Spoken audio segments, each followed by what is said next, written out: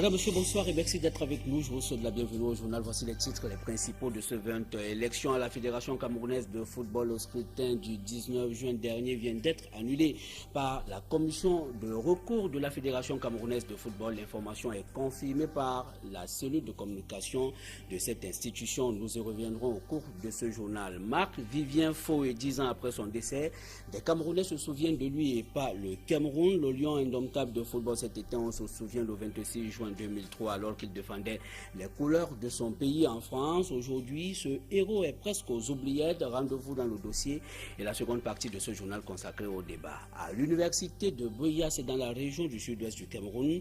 Des étudiants restent en prison mais sont autorisés à participer aux examens qui ont commencé ce jour au campus universitaire de Moliko. L'audience de ce mercredi est remise au 18 juillet prochain. Des détails dans un très court instant.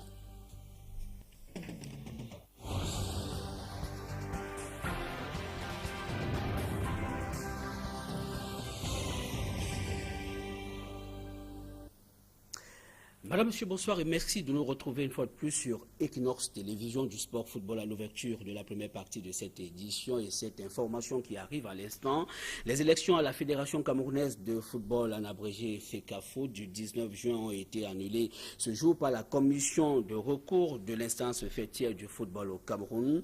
L'information est confirmée par Junior Bignam, responsable de la communication à la FECAFO. Nous y reviendrons dans la seconde partie de ce journal consacré au débat. Souvenir, Marc-Vivien Foé, 26 juin 2003, 26 juin 2013. Cela fait exactement 10 ans, jour pour jour, que disparaissait le footballeur camerounais au cours d'une demi-finale de la Coupe des Confédérations en France. Le lion indomptable s'était écoulé, on se souvient, à la 72e minute de ce match pour ne plus se relever.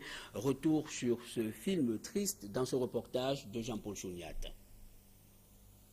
Le souvenir restera à tout jamais vivace dans la mémoire collective après la disparition de l'international camerounais Marc-Vivien Foé. Ce jeudi 26 juin 2003 au stade Gerland de Lyon, l'équipe nationale fanion du Cameroun est en plein rêve d'une première finale de son histoire en Coupe des Confédérations. Le score d'1-0 sur la Colombie en cette demi-finale est suffisant, mais le match s'achève dans la douleur, un chagrin resté muet jusqu'aujourd'hui. Devant des milliards de téléspectateurs, Marc-Vivien Foé s'écoule à la 72e minute. À demi-mort, Foé est sorti du stade sur une civière. Quelques minutes après, le médecin de la FIFA annonce sa mort. Une onde de choc secoue la planète foot. Les cœurs arrêtent de battre. Marc-Vivien Foé is no more. C'est la consternation totale. Dramatique épreuve pour ses coéquipiers, dont l'actuel capitaine des Lions indomptables, Samuel Eto'o-Fils, qui peine à croire qu'un mastodonte de la carrure de Marc-Vivien Foé a brutalement quitté la scène une fois pour toutes, à la fleur de l'âge, 28 ans à peine sonné. Marc-Vivien Foé meurt au rond central d'une pelouse qui lui était familière, le stade Gerland, durant les 2 années passées à l'Olympique lyonnais de 2000 à 2002.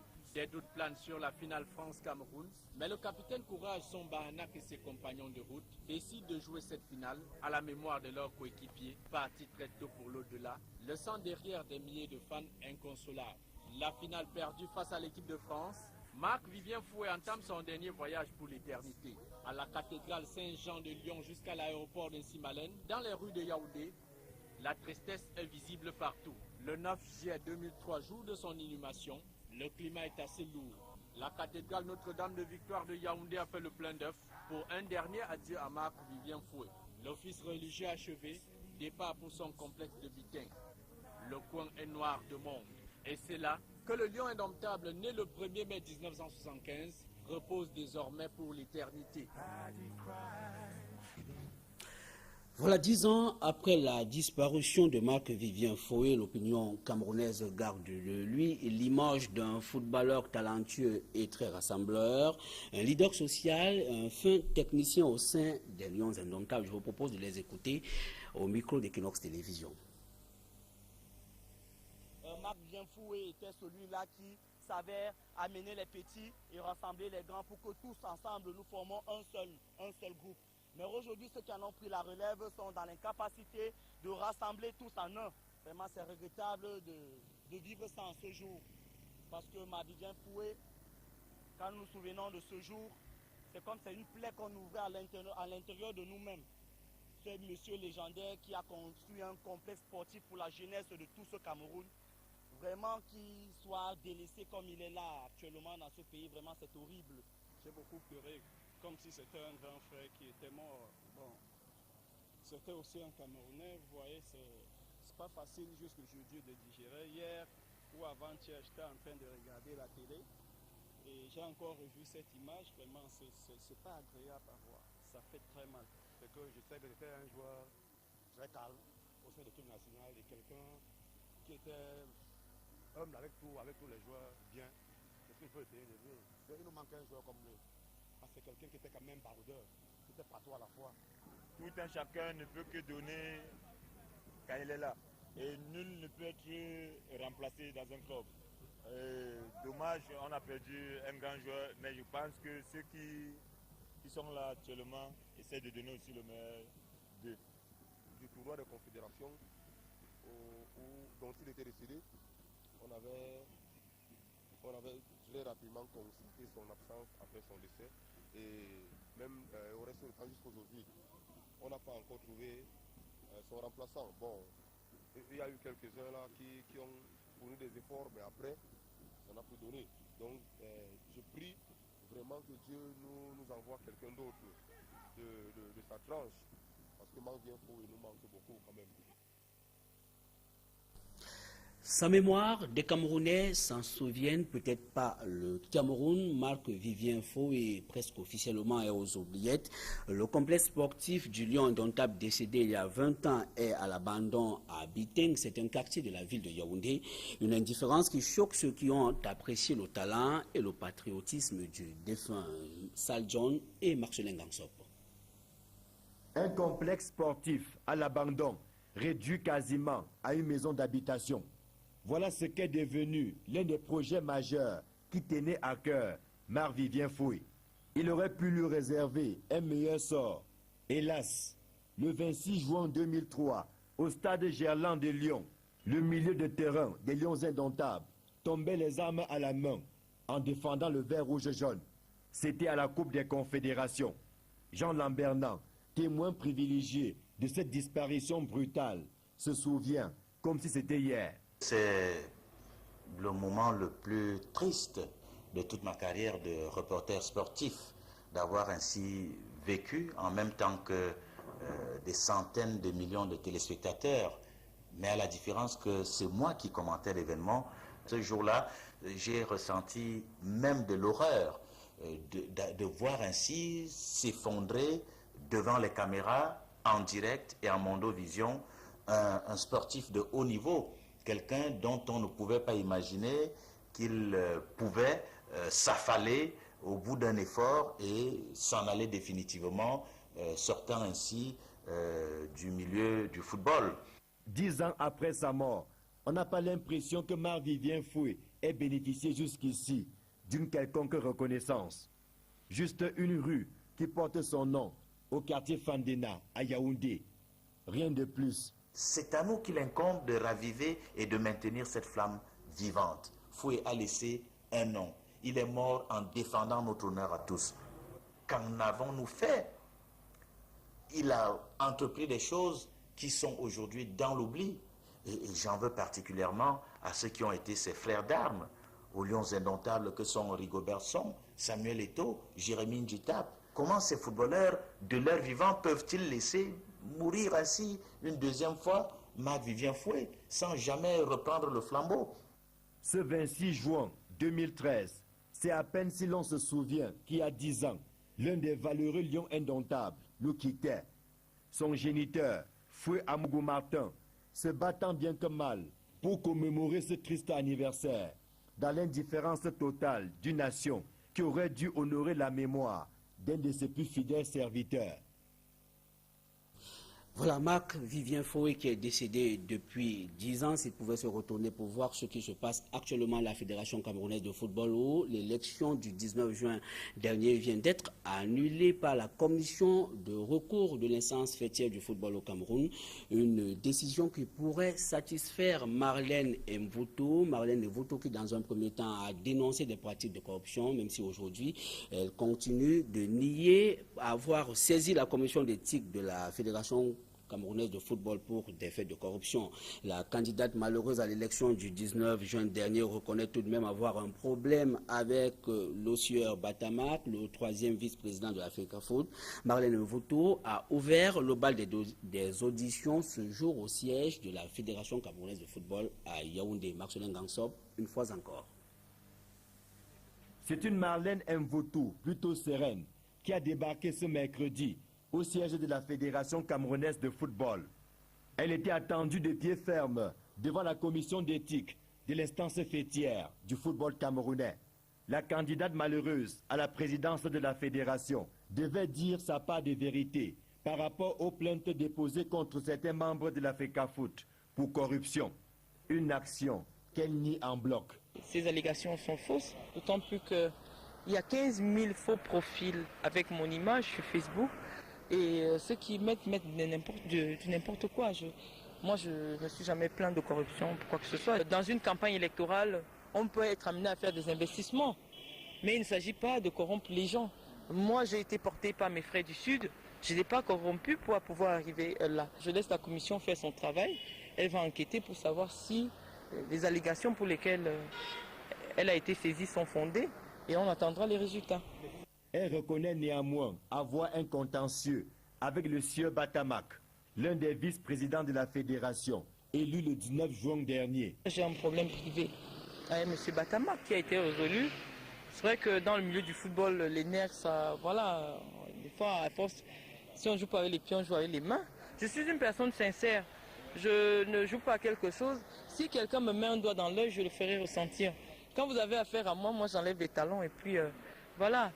En dehors de Marlène Mvuto, la commission que préside Maître Charles Nguini va entendre d'autres personnes citées ces derniers jours comme étant les acteurs de cette corruption qui a pourri l'Assemblée générale du 19 juin dernier, en espérant que du siège de l'Africa Foot jaillira la lumière de la vérité dans les prochains jours. Une affaire dont la CONAC, selon certaines personnes, devrait se saisir afin de tirer les choses au clair. Dans tous les cas, on retient que cette élection vient d'être annulée par la commission de recours de la Fédération camerounaise de football. Une autre décision, cette fois-ci, c'est un décret du président de la République du Cameroun signé ce mercredi 26 juin. Un décret qui proroge pour 3 mois à compter du 1er août de cette année le mandat des conseillers municipaux élus en 2007, sauf tenu pendant cette période des élections municipales dans les conditions prescrites par la loi portant code électoral au Cameroun. Yaoundé au Cameroun va abriter le siège du centre interrégional de coordination créé par le mémorandum d'entente, un centre qui va assurer la mise en œuvre de la stratégie régionale commune sur la sécurité maritime. C'est l'une des importantes annonces au sommet du sommet qui s'est achevé hier à Yaoundé. Les chefs d'État et de gouvernement de la CEAC et de la CEDEAO ont affirmé leur volonté commune de sécuriser le golfe de Guinée. Reportage. Yaoundé, pour abriter le tout premier sommet des chefs d'État et de gouvernement sur la sûreté et la sécurité maritime dans le golfe de Guinée. Yaoundé encore, pour abriter le siège du centre interrégional de coordination de la stratégie de lutte contre l'insécurité maritime. Et voilà donné le coup d'envoi de la mutualisation des forces décidée par les chefs d'État en vue de venir à bout d'un ennemi commun, la piraterie maritime. Ça coûte cher, mais pour sécuriser cet espace maritime qu'est le golfe de Guinée, il n'y a pas un prix. Une déclaration du président tchadien, Idriss Déby Itno, qui sonne comme un engagement fort de la part des deux sous-régions et de la commission du golfe de Guinée. Les chefs d'État se sont donné 3 ans pour implémenter les décisions prises à Yaoundé, notamment le code de conduite signé par les ministres des Affaires étrangères et la déclaration de Yaoundé signée par eux-mêmes. S'agissant de la mutualisation des moyens, il y a un organisme qui va être mis en place. Mais les experts des différents pays doivent immédiatement se mettre à l'ouvrage pour faire les évaluations nécessaires. Bon à savoir, la sécurisation de l'espace maritime ne concerne pas seulement les bateaux de marchandises, mais également l'ensemble des peuples, qu'ils aient une façade maritime ou non. C'est donc un signal fort que l'esprit de Yaoundé a donné aux criminels qui ont fait du golfe de Guinée leur chasse gardée. En décidant de regarder dans la même direction, les chefs d'État promettent des lendemains difficiles aux auteurs des actes de piraterie, des vols à main armée et autres activités maritimes illicites perpétrées dans la zone. Reste que cette volonté politique se traduise en actes concrets, avec bien sûr le soutien de la communauté internationale et des partenaires. Comme annoncé en titre, affaire université de Buea, 2 étudiants acquittés sur la quarantaine qui avaient été interpellés, des étudiants qui ont tout de même été autorisés à participer aux examens entamés ce jour au campus universitaire de Moliko. La décision a été prise au cours de l'audience de ce mercredi au tribunal de première instance de Buea, c'est dans la région du sud-ouest du Cameroun, un tribunal qui a remis la cause au 18 juillet prochain. Les infortunés sont aux arrêts à titre de rappel depuis plusieurs semaines après la grève des étudiants qui a secoué l'université de Buea. Ces étudiants sont accusés d'avoir organisé des casses et provoqué l'interruption des cours, notamment alors que la grève portait sur l'amélioration des conditions de séjour des apprenants au sein du campus universitaire de Moliko. Le chanvre indien est la drogue la plus prisée au Cameroun par des jeunes dont l'âge varie entre 15 et 30 ans. Cette substance, de l'avis des experts, est très nocive à la santé, un avis qui retentit au moment où la communauté mondiale s'érige contre l'abus et le trafic illicite des drogues ce 26 juin. Des détails dans ce reportage signé Roméo Mbanga et Étienne Pascal Azegué. C'est en milieu jeune que se recule le plus grand nombre de toxicomanes. L'on enregistre un pourcentage élevé entre la tranche d'âge de 15 à 30 ans. La drogue la plus prisée d'après les spécialistes en santé est le chanvre, qui est à la portée de tous et à moins de coûts à Douala.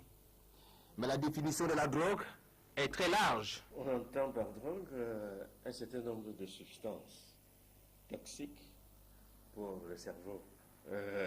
Il y a le cannabis, l'héroïne, il y a la cocaïne. Mais il faut aussi considérer que certaines substances, comme l'alcool et le tabac qui ne sont pas classées dans ce groupe, sont aussi des substances qui sont nocives pour le cerveau. Le risque est donc élevé pour tous ceux qui consomment de la drogue. Les jeunes qui consomment de la drogue prennent le risque d'abord d'une désocialisation, à commencer dans la famille, et ensuite le risque pour leur propre santé. Un individu qui est sous l'emprise de la drogue représente un danger pour son entourage immédiat, car celui-ci adopte parfois un comportement violent.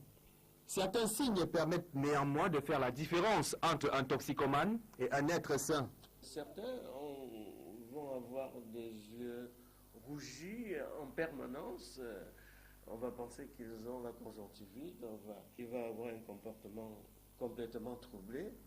Pour les spécialistes en santé, l'on peut se libérer de l'emprise de la drogue à condition que l'on accepte d'être suivi. La drogue étant consommée jusqu'en milieu scolaire, elle devient par conséquent un problème de santé majeur dans notre société. Il y a ceux qui prennent des drogues dures et des drogues simples, comme on dit, des drogues... vous allez voir ceux qui prennent de la colle, des petites feuilles de troncs de bananier. La sonnette d'alarme devrait être tirée sur les risques de la consommation de la drogue au moment où la communauté internationale dit non à l'abus et aux trafics illicites de la drogue. Et pour refermer la première partie de ce journal, notons que Barack Obama est en Afrique de manière officielle pour la deuxième fois. Le président américain est à la tête d'une importante délégation qui dépose ses valises dans quelques heures seulement au Sénégal et plus tard en Afrique du Sud et en Tanzanie. Barack Obama vient conforter les intérêts américains dans les pays visités, de même qu'il souhaite saluer leurs efforts pour la promotion de la démocratie. Serge Alain Otto. Barack Obama au Sénégal, première escale de son séjour africain. Le premier président africain-américain des États-Unis vient ainsi saluer un pays considéré comme la vitrine de la démocratie de l'Afrique francophone. Le choix du Sénégal apparaît indiscutable.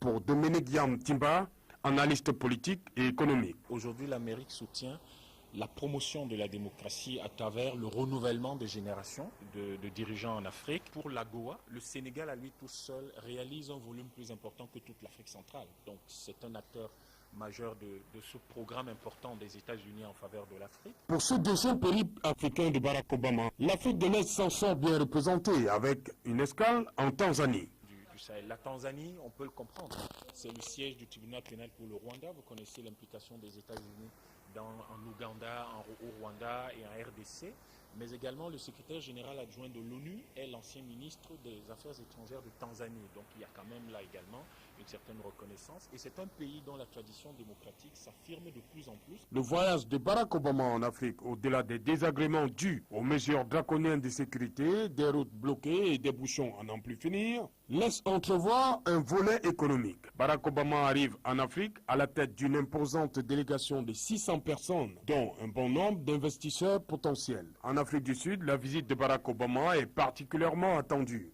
Cela peut représenter pour ces pays-là la possibilité de recevoir des investissements directs étrangers importants, de conclure des contrats importants. On sait par exemple qu'en Afrique du Sud, la South African Airways est en train de renouveler sa flotte et que Boeing est sur ce dossier-là. Barack Obama au Sénégal, en Afrique du Sud et en Tanzanie, une visite de prestige pour ces pays. En même temps, des voix s'élèvent déjà pour dire qu'il ne faudra pas s'attendre à un miracle. Madame, Monsieur, je vous invite à présent à nous retrouver dans la seconde partie de ce journal consacré au débat. C'est juste après l'indicatif.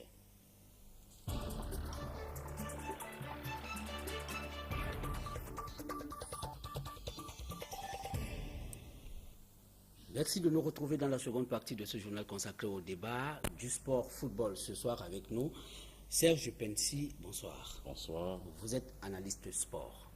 Nous allons aborder deux thèmes majeurs. D'abord, cette nouvelle qui vient de tomber tel un couperet. La commission de recours de la Fédération camerounaise de football vient d'annuler le scrutin du 19 juin dernier qui a porté à sa tête une fois de plus Iya Mohamed. Comment est-ce que vous réagissez à cette décision? Mais ceux qui respectent les tests de la Fédération camerounaise de football, ceux qui respectent le Cameroun comme un état de droit, devaient attendre cette décision-là, la commission de recours. Mais ceux qui ne savent pas que le Cameroun, ou qui ignorent que le Cameroun est un état de droit, ceux qui ignorent que la fédération a des statuts qui ne doivent pas être violés, pouvaient encore rêver. Alors, mais quels sont les arguments qui auraient conduit, qui auraient présidé à l'annulation de cette élection? Sous réserve peut-être des différents recours que certains candidats malheureux disent avoir introduits. Un seul élément. La personne en charge de convoquer une assemblée générale élective, elle a été convoquée par un vice-président qui n'a pas qualité. De ce fait, on peut déjà annuler cette élection. Si vous comptez encore tous ces soupçons de corruption et l'élection qui ne s'est pas déroulée dans les normes et tout ça, si vous ajoutez tout ce qui s'est passé le 19 à Yaoundé, vous devez normalement, en tant que président de cette commission, annuler l'élection. Est-ce que c'est une décision révolutionnaire? Non, ce n'est pas une décision révolutionnaire parce qu'on est dans un état de droit. On n'est pas en train de réclamer ce qui n'est pas de droit. Ce n'est pas de la révolution.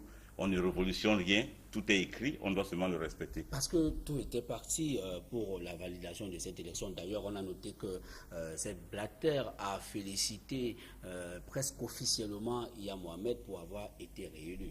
Mais est-ce un des aveux aujourd'hui? Je ne veux pas contester la lettre de félicitation de cette Blatter ici. Mais je me dis, avec ma petite intelligence, si on vous adresse une lettre de félicitations, on ne met pas la CAF en copie, parce que c'est une lettre personnelle. Mais si vous regardez la lettre qu'on a envoyée à M. Iya... Cela veut dire qu'elle n'a rien d'officiel. Moi, elle engage, même si elle est signée du responsable de la fédération. Voilà, il y a une copie comme à la CAF. Je prends une analogie en politique. Si le secrétaire de l'ONU écrit au président de la République, il ne met pas l'Union africaine en copie. C'est pour ça que moi je dis, il y a quelque chose de louche là-dedans. Maintenant que l'élection est annulée, quelle est la situation dans laquelle on va se retrouver? Mais la situation dans laquelle on va se retrouver, il n'y a que les sentences du 24 mai de la Chambre de conciliation et d'arbitrage du Comité national olympique sont maintenant applicables parce que la FECAFOOT n'a pas interjecté appel. Ils avaient 20 jours pour interjeter après, ils ne l'ont pas fait. Au TAS, ils ne l'ont pas fait. Donc aujourd'hui, elles doivent être appliquées. Ça veut dire quoi? Ça veut dire qu'on doit reprendre. D'abord, on doit harmoniser les tests de la FECAFOOT, des ligues décentralisées. Ces tests doivent être conformes au statut de la FECAFOOT. Parce qu'en article 10 du règlement de la FECAFOOT, il est écrit que vous ne pouvez pas créer un statut de ligue décentralisée différent du statut standard de la FECAFOOT. Or, la FECAFOOT l'a fait en modifiant l'article 22, en alinéa 7, qui dit que les membres du comité exécutif sortant ne sont que éligibles, ils ne sont pas électeurs. En bas, dans les ligues décentralisées, ils sont éligibles et électeurs. Donc, la tricherie qu'il y avait en haut, que la FIFA a annulée, ils l'ont mis en bas. Et d'ailleurs, ce qui est bizarre, c'est que ce statut ne figure pas sur le site de la FECAFOOT. Donc c'est une question d'harmonisation des tests. Harmonisation des tests, j'allais oublier. Après avoir harmonisé les tests, on va reprendre les élections à partir des départements. Donc le corps électoral aura une autre figure. Mais de ce point de vue, est-ce qu'il n'y aurait pas une sorte d'impasse dans la gouvernance ou dans la gestion de la FECAFOOT aujourd'hui qui devrait prendre effectivement les rênes? Les statuts ont tout réglé. En cas d'empêchement, en cas de vacances, c'est le premier vice-président qui prend la direction de la FECAFOOT. Donc à partir de ce moment-ci, maintenant, John Begeninde est président de la FECAFOOT et il peut commencer à travailler demain parce que je pense qu'il est maintenant presque 21h. Il ne va pas travailler ce soir, mais demain, il peut déjà commencer à travailler. Est-ce qu'il faut s'attendre à ce que les élections au niveau des ligues décentralisées soient également invalidées? Elles sont déjà invalidées. Avec l'annulation de l'élection Non, elles sont invalidées depuis si je parle du 24 plus 6 plus 14, depuis le 15 juin, elles sont invalidées.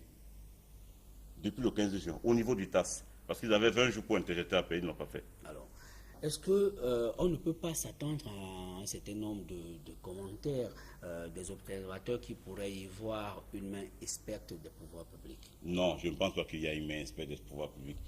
On vit dans un état de droit et on doit respecter les règles, les statuts et tout.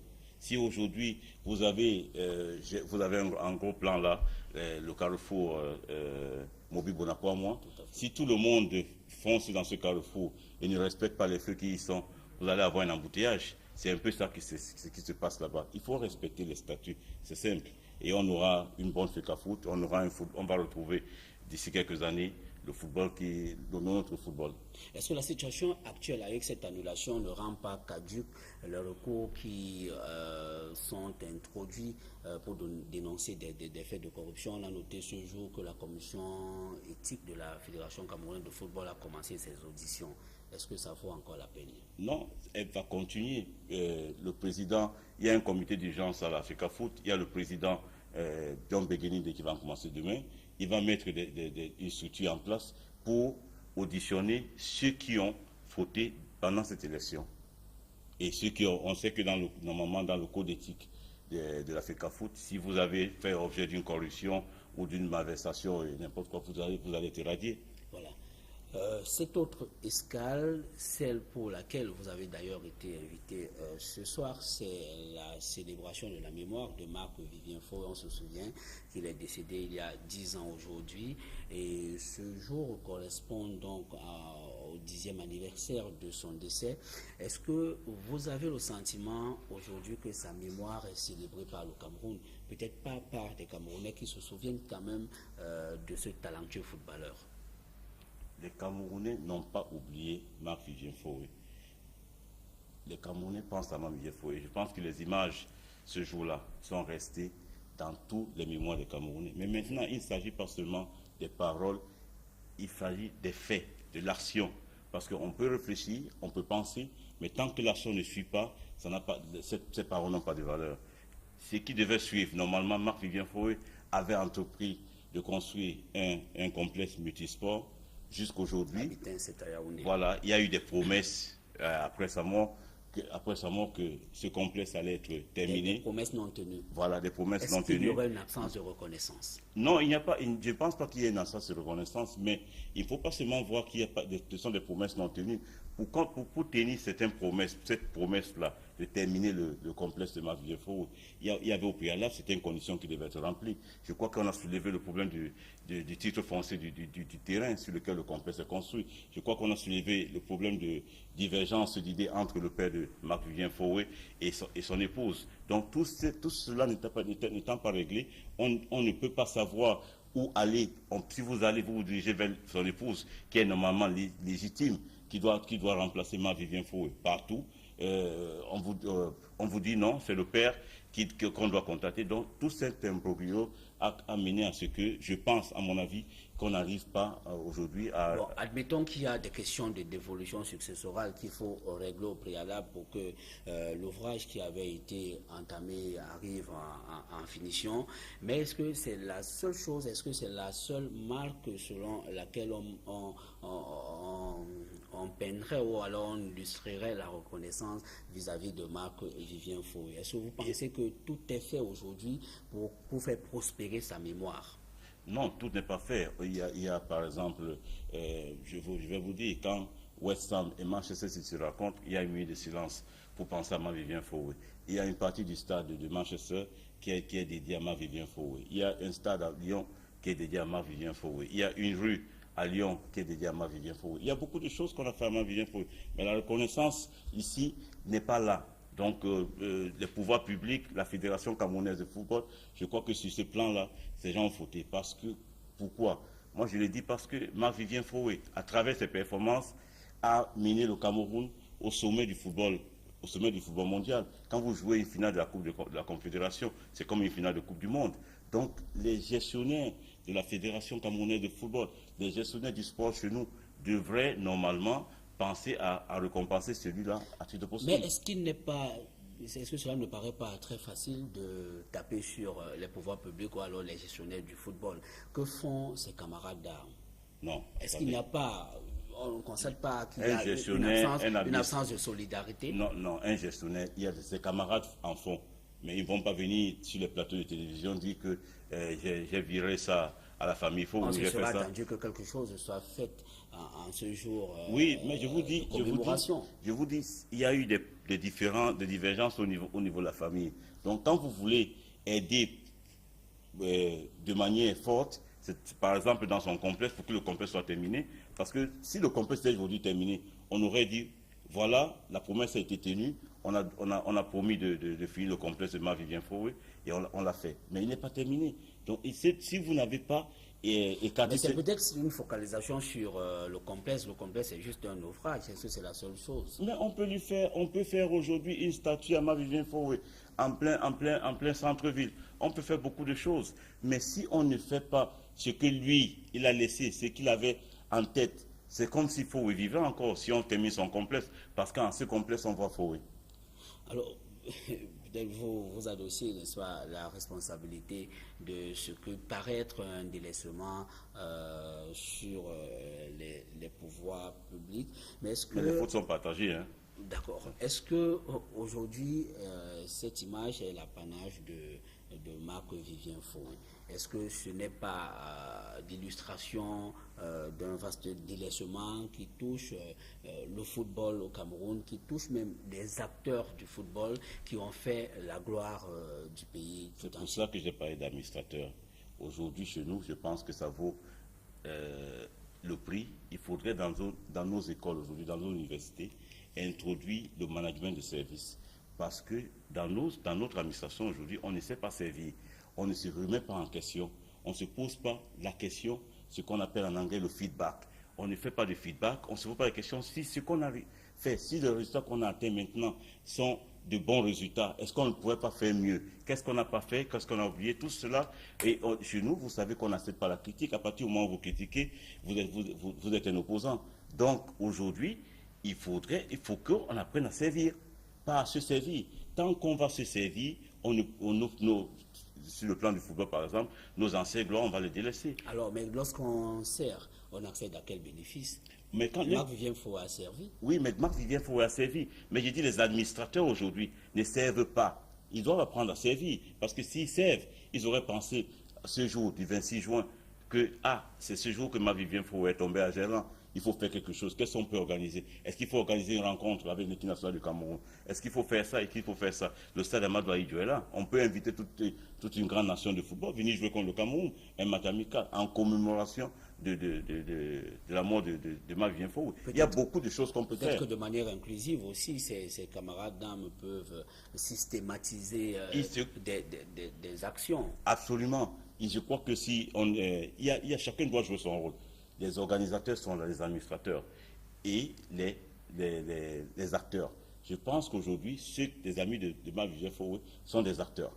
Donc, les administrateurs peuvent amener à organiser toute cette journée en commémoration à la mort de Marc Vivien Foé. On se souvient de Jean-Paul Fédé, de Réalité Mémoire, qui est mort pratiquement dans des conditions très peu glorieuses. Oui, mais vous après avoir rendu beaucoup de services. Mais moi, je peux vous dire ici sans publicité, c'est Roger Mila et David Mayebi qui sont occupés de lui Paul Fédé. Il était aux oubliettes. Et ça fait beaucoup de millions avant qu'il ne meure. Ce sont ces deux personnes qui sont occupées de Fédé. Il y en a beaucoup qui meurent comme ça là. Et Jean Daniel est mort. Je ne pense pas qu'on a même évoqué ça. Hein? Un Bik Bakop, il est décédé.